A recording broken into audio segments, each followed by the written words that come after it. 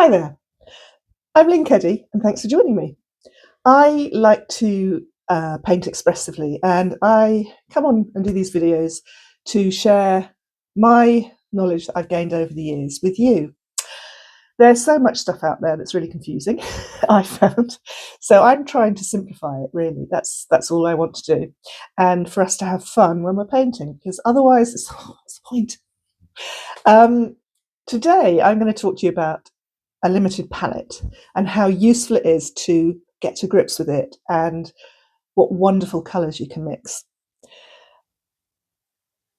I think the important thing, and this is what I say to people all the time, is try and paint what you feel, not what you see. And the reason for that is if you concentrate very hard on a subject and you start painting it, it never ever turns out how you want it to look. Not unless you're painting from a photograph and you're very, very good at copying a photograph, in which case that's photorealistic and that's not really what I'm about. So I always say to people, paint what you feel, not what you see.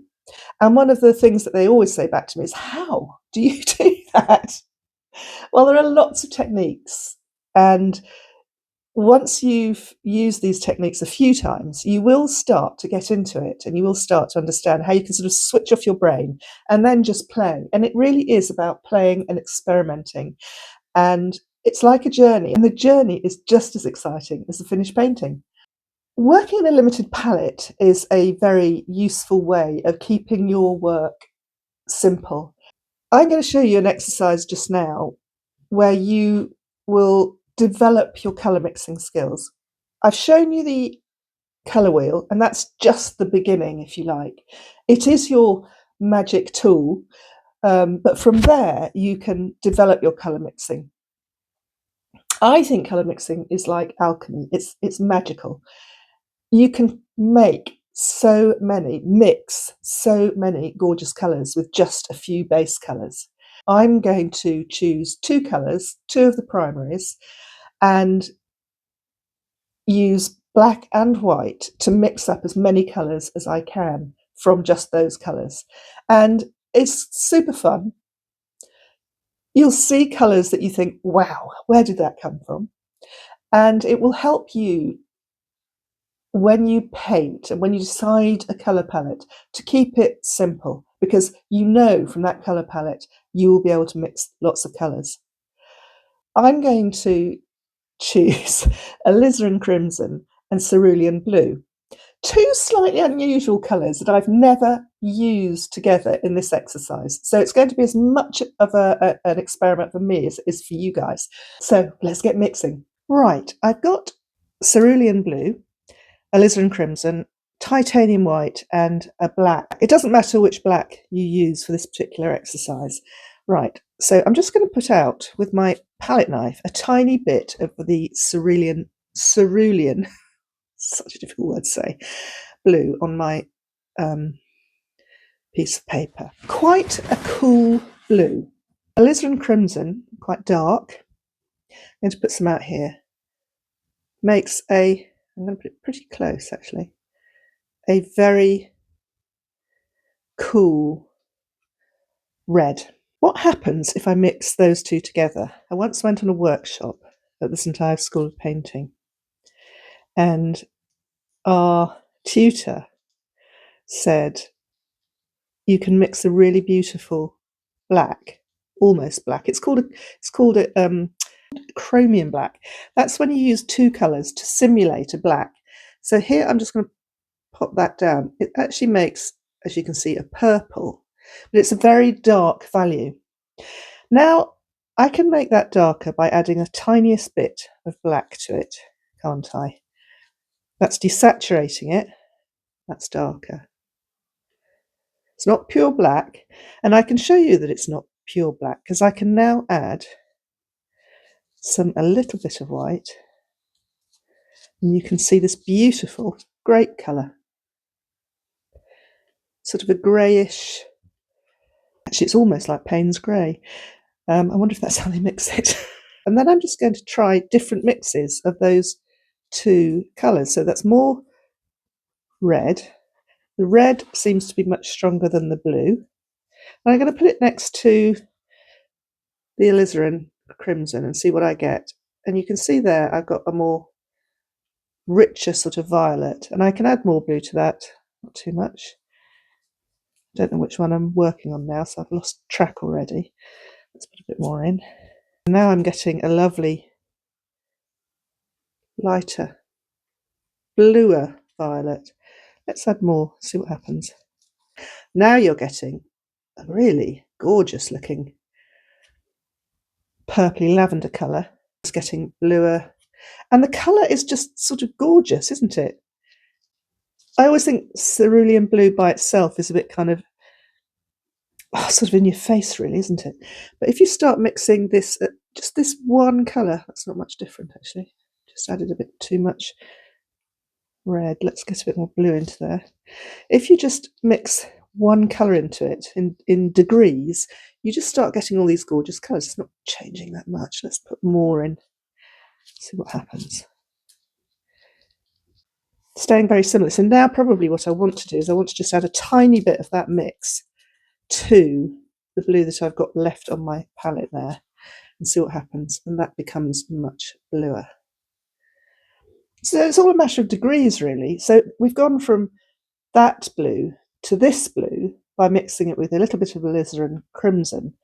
And we've just got this absolutely gorgeous colour. I mix a tiny bit of that with some white. Now, if you mix white into your colours, it's called tinting them.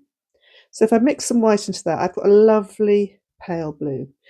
And that makes a gorgeous sky colour. It's sort of a slightly stormy sky colour. And you would never probably have thought of mixing alizarin crimson into your blue to make that sky colour. And we can make that lighter, obviously, by adding more white. And we get a lovely pale blue, which would make gorgeous clouds. Isn't that? I mean, I always do this, and I'm always amazed by the whole thing. Now, let's just take neat, and I'm going to have to put out some more because I don't have any neat cerulean blue. And you get so involved in it that you kind of can't stop yourself. But let's mix up tinting that blue, and we get sort of lovely fresh blues, again, that you'd see in the sky. Cerulean blue is, I kind of think the name is something along the lines of something to do with sky. And you can make that much lighter, mixing a lot more white in, and you get a lovely colour. Again, you could use that in the sky. And if I compare it to this, you can just see that that's a purer blue and that's got a little bit of grey in it. So where do we go from here? Well, we could just take the cerulean blue and add black. And I think you probably can guess we're just going to end up with quite a dark blue, but almost black. Look how black that is. That's sort of blacker compared to that. But I'm going to add white to that so you can see what sort of colour you get. It's a warmish grey. And if I added white just to black, it's actually quite similar. There can't be very much blue in that. Just adding more white now to that to get just straight grey. Let's try more red to blue. Now, you hope you're with me on this. So let's go down here. That's red with some blue in. Let's just put some pure alizarin crimson, see if we can tell the difference. Not really, so let's add some more blue. I think the red, the alizarin crimson, has a very strong tinting, strong tinting ability. That doesn't sound right. No, that doesn't sound right either. It's very strong compared to the cerulean blue I've got here. Let's try this. So that's changed it a little bit. If I add some white to that, and you get this lovely grape colour, which is gorgeous. And if I add white to pure alizarin crimson, which is up there, and I think that was it, wasn't it? That's the colour you get. It's much more pinky. Adding more white, and of course you get a lovely, hang on, that should be there. Or should it? No, that should be there. It gets a bit confusing. You'll get, yeah, some more white into that. The pinky colour is very, very subtle. Very beautiful. And if you put that colour there next to that colour there, or that colour there even, whoa, make a mark and leave it. Look at that. They just look beautiful together. Particularly those two. Particularly those two. A little black goes a long, long way. But I've just mixed some of that pink in with this pink with just pure black, and I've got this lovely grey colour. And find different colours that you can mix from just two primaries. If I throw in a neat blue right in the middle of this, let's put it here. Look how lovely that looks next to it. This pink in here. Look how lovely that looks next to those colours. If you have just the two saturated colours, they're slightly jarring together. So mixing colours allows you to soften your painting, and then you can bring it to life with more saturated colours. But we'll go on to that in another video. I hope you understand what I'm trying to get across here. And if you do this exercise, use any two primaries that you want to. You don't have to use these ones. You can practice with any. You could use a yellow and a blue, or a yellow and a red.